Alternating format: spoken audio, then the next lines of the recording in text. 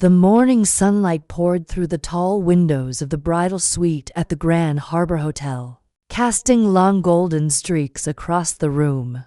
The air smelled like fresh roses and anticipation. My dress hung carefully on the closet door, ivory silk, tailored to perfection over months, the kind of gown that makes you believe every step of your life has led to this moment. My name is Elena. I was 29, established, disciplined, and ahead of every goal I had ever set for myself. I had built a career in marketing, owned a beautiful home in the suburbs, and had spent years crafting a life that felt stable and intentional. And that morning, I believed I was about to share it with the right person. His name was Adrian. We had met 3 years earlier at a charity event, and everything between us had felt measured, mature, and certain. We talked through everything: finances, expectations, the future. Or at least, I thought we had. What I didn't know was how much had never been said. His mother, Sylvia, had always been warm, almost disarmingly so. She had a way of making people feel welcomed instantly. His sister, Camille, was quieter, observant, composed, the type who watched more than she spoke. I had mistaken that silence for politeness. Looking back, it wasn't politeness. It was patience. The first hint came months earlier at our engagement dinner. Camille had asked, casually but not casually, if I planned to continue working after having children. I said yes without hesitation. She smiled in a way I couldn't quite interpret and then changed the subject. I ignored it. I had already bought our home by then, a 4-bedroom house I had mostly financed myself. I had insisted on a legal agreement outlining ownership. It felt practical, not defensive.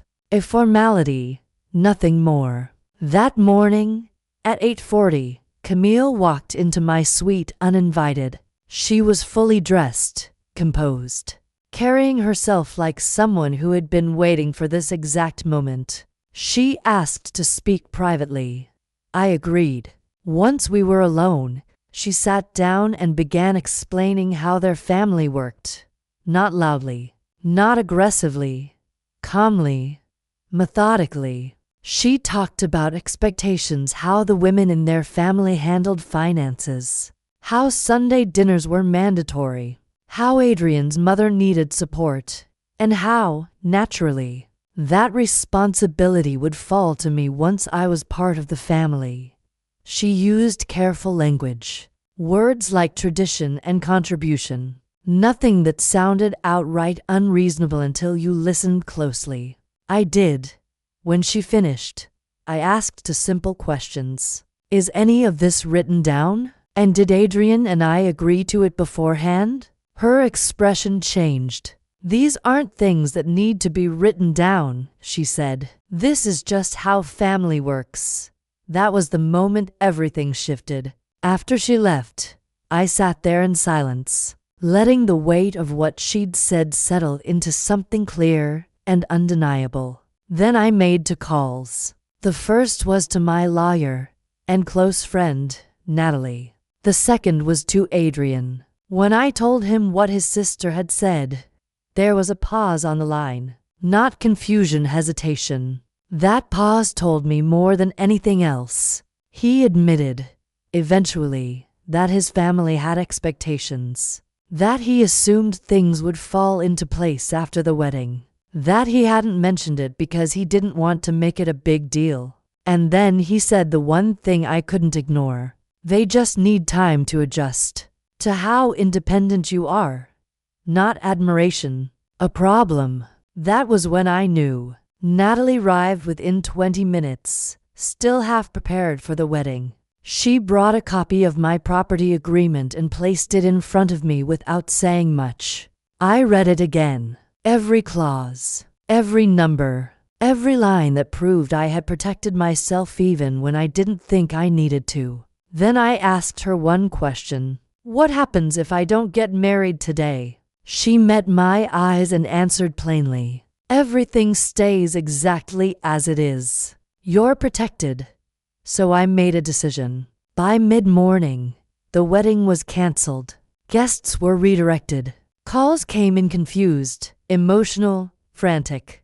Adrian tried to reach me again and again. I met him once, briefly, in the hotel lobby. He looked devastated, said he loved me, said none of this had to mean what I thought it did. I asked him one thing. When were you going to tell me? He didn't have an answer. Instead, he said, I thought you'd adapt. That word settled everything. I walked away. The weeks that followed weren't easy. Lawyers got involved. There were attempts to challenge the ownership of the house. But the agreement held every detail documented, every contribution accounted for. In the end, I kept what was mine. Not just the house. My independence. My clarity. My sense of self. Adrian moved out. His family disappeared from my life as quickly as they had tried to define it. And me, I stayed exactly where I was, just without the illusion. Now, when I wake up in that house, the sunlight still comes through the windows in those same long golden streaks. But everything feels different, quieter, clearer, earned. I learned something that day that I will never forget.